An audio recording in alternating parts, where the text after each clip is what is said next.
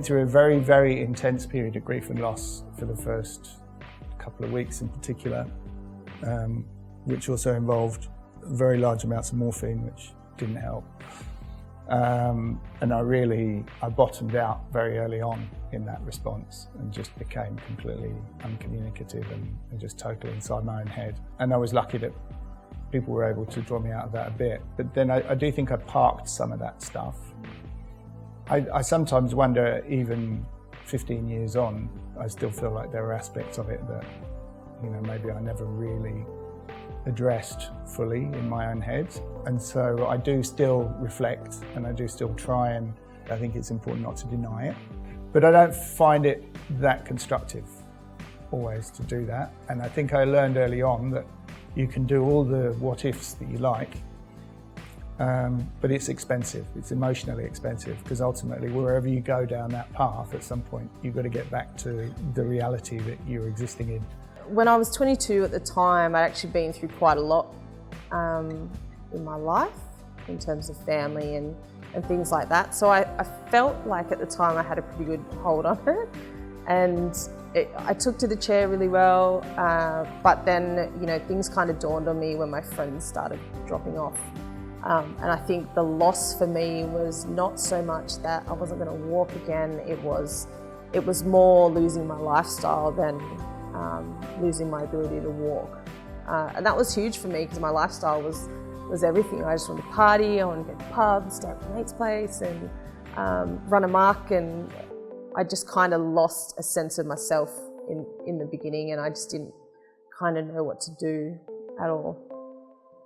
I lost my brother recently, and that kind of made me go a fair bit down a dark hole, and being in a chair kind of added to that, and I was clearly losing focus on what was important at the time. So when you're in those stages, it's really important to have a really good support network around you that know you really well, and just to give yourself a break, because you can't do everything.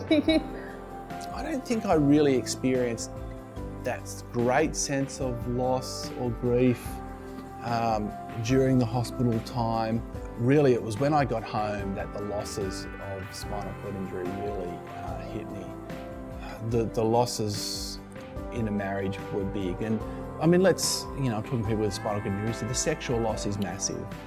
Healthy marriages are about the give and take between two people, and so I get home and a lot of the ways in which I might be able to contribute to the family are suddenly, how do I participate in family life when I can't take out the damn bins? Or I found parenting really difficult, and to sort of adjust to how do I be a dad when the way I was a dad was to take my kids jumping push bikes into a foam pit.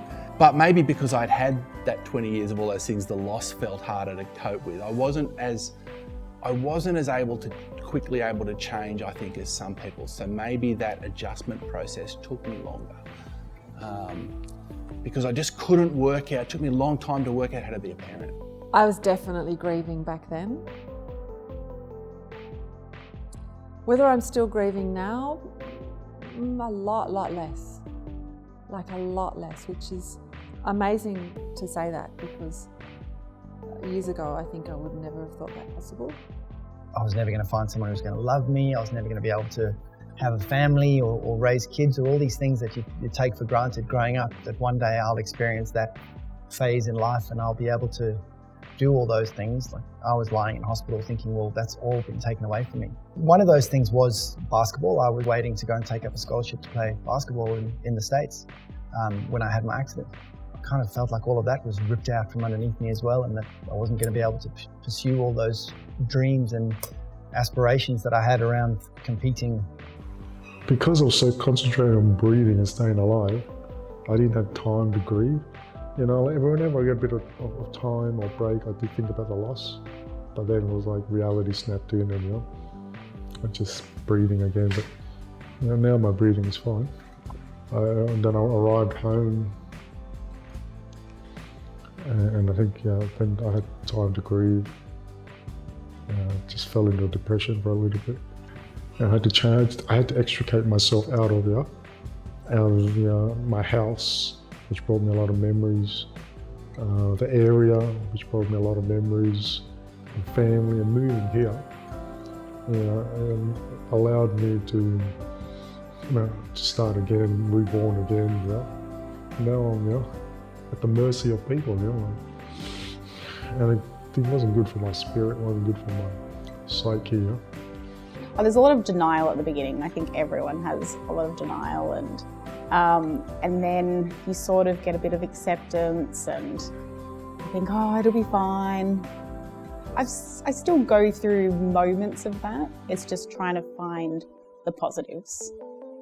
Pretty confronting being asked you're not being able to move and having the machines and everything strapped up to you. And then I kind of got over that when I got in acute and more the rehab side of things too.